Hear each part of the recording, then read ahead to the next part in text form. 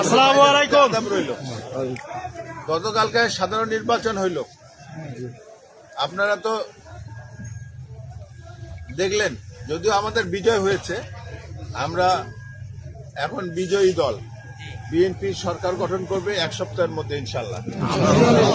হ্যাঁ, সরকারি দলের এমপি হয়েছে, তাই না? এখনো বেসরকারি ভাবে কালকে হয়তো গেজেট হবে।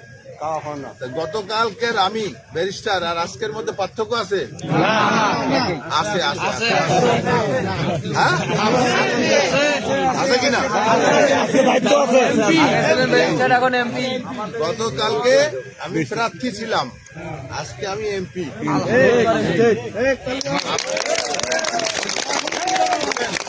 আমাদের নেতা তারেক রহমান সাহেব বলছে যে বিজয়ীদের দায়িত্ব হইল পরাজিতদের নিরাপত্তা দেওয়া। এই নির্বাচন যে হয়ে গেল, অনেক হিসাব কিতাব আছে এই নির্বাচনের মধ্যে।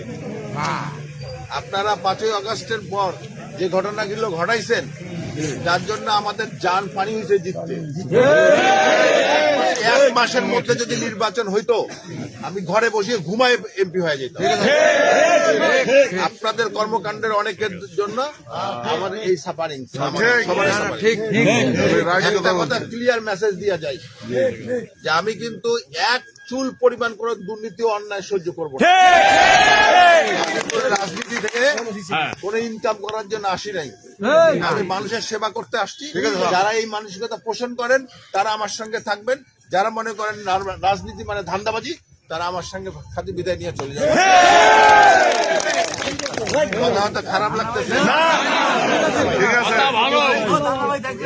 এই বিজয়ে সবার কন্ট্রিবিউশন আছে।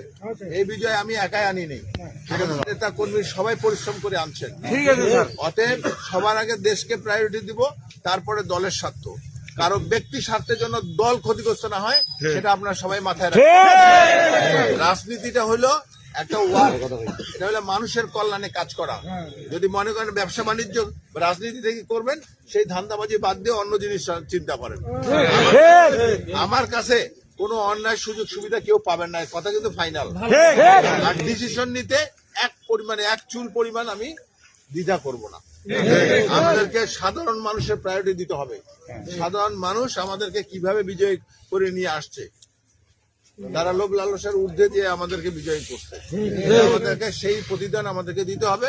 আগামীতে আমরা সবাই মিলে শান্তি প্রতিষ্ঠা করব। শান্তি, এখানে অনেক সনাতন ধর্মী ভাই বোনরা আছে, তাদের ভূমিকা নির্বাচনে কি ছিল আপনারা বিচার করবেন।